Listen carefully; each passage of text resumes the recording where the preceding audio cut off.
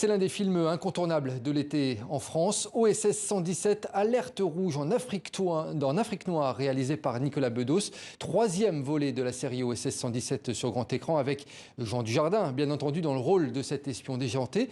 Et si finalement un philosophe se cachait derrière le personnage d'OSS 117? C'est la question très sérieuse à laquelle nous allons tenter de répondre dans notre Une francophone.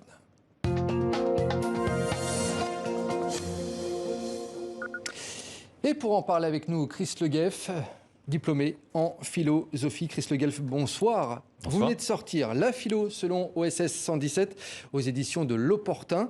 Déjà, comment vous est venue l'idée d'écrire ce livre? Parce qu'à la base, OSS 117, c'est tout le contraire d'un philosophe, on peut le dire. Voilà, c'était justement ça l'intérêt principal. Je suis assez amateur de la vulgarisation philosophique en général. J'ai même été intronisé à la littérature avec un livre qui s'appelait Tintin et la philosophie. Et je connaissais par hasard les éditions de L'Opportun et leur collection qui tentait justement d'ouvrir cette collection de vulgarisation philosophique à partir de personnages de la culture populaire. Et pourquoi OSS alors ?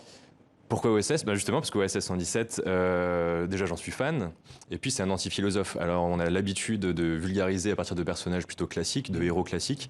Alors là on a un anti-héros, un anti-philosophe, et donc je me suis demandé, comment est-ce qu'on fait de la philosophie à partir de ce personnage-là? Et finalement on se rend compte que dans le film, il y a plein de notions philosophiques, de la morale, de la transgression, de l'héroïsme, des passions, des préjugés. Toutes ces notions philosophiques majeures sont abordées dans l'univers décalé du film. Alors elles sont abordées malgré le réalisateur, malgré le scénariste.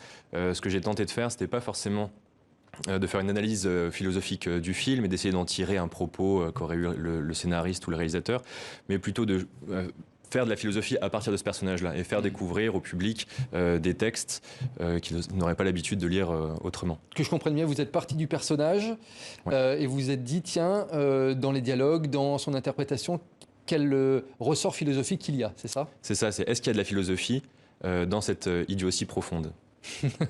L'idiotie profonde, justement, l'idiotie profonde, c'est un concept de philosophie lié à quel philosophe, par exemple, dans le film? Alors, normalement, c'est pas forcément un sujet qui est traité par la philosophie. Classiquement, on traite plus la vérité, la sagesse, la raison. L'idiotie, c'est plus un sujet secondaire. Mais c'est vrai que chez Sénèque, on retrouve ce concept-là de la stultitia, donc de l'idiotie qui revient à être enfermé dans sa représentation, à être enfermé dans la doxa. Oui, vous citez Sénèque, justement, parce que selon vous, OSS, c'est celui qui confond ses impressions immédiates, ses représentations premières avec la réalité. Et là, en fait, on est dans la philosophie stoïcienne, donc de Sénèque. C'est ça, en fait, OSS 117, c'est l'enfermement du personnage dans ses propres passions, dans ses affects. Et donc, il est complètement soumis à ses désirs libidineux et à ses enfantillages. Et en fait, il n'est absolument pas soumis au principe de raison. Qu'est-ce que diraient justement les stoïciens de ce grand nigo qui est OSS 117? Qu'est-ce qu'ils en diraient? Ils en diraient qu'il devrait plus avoir de place dans la cité, puisqu'il est presque même dangereux. Il l'expulserait du forum, typiquement, de l'Agora? C'est possible, ouais c'est très fort possible. Ouais. Pourquoi il ne serait pas accepté dans la société de l'époque? Il serait accepté, mais il serait déjà considéré comme un sophiste ou comme un amuseur.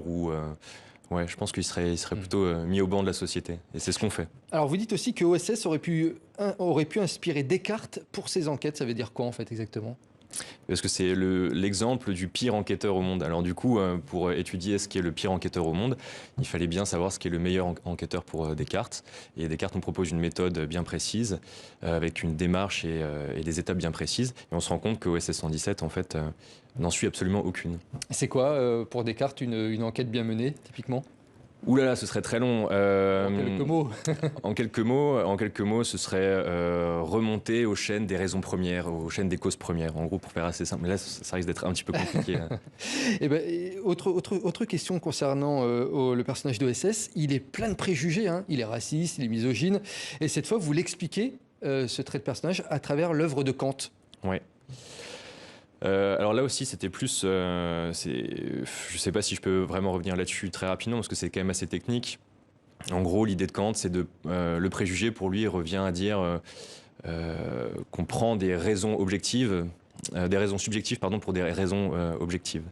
Et alors là, je suis pas sûr de pouvoir vraiment développer, mais on pourrait le faire, mais ça prendrait ça prendrait pas mal de temps en fait. Et si on doit résumer, la principale leçon philosophique qu'on peut tirer de ce personnage totalement déjanté, ça serait laquelle?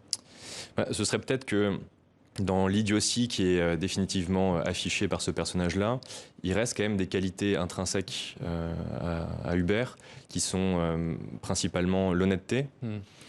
Et la naïveté. Et la naïveté, ça peut être considéré comme quelque chose de dangereux, mais chez lui, c'est la preuve d'une sorte de propre à lui-même, ou comment dire, de rectitude avec lui-même. C'est-à-dire qu'en fait, s'il ne change jamais, s'il est absolument incapable de retour critique sur lui-même, eh bien, malgré tout, ça lui permet d'aborder le monde avec une certaine naïveté, et ça le sauve en fait de la culpabilité morale. Et donc, Eh ben, on ira sans doute voir le 3e volet d'OSS 117 avec un autre regard désormais. Merci Christo Guelf d'être venu sur le plateau de TV5 Monde. Et je rappelle donc le titre de votre livre, La philo selon OSS 117.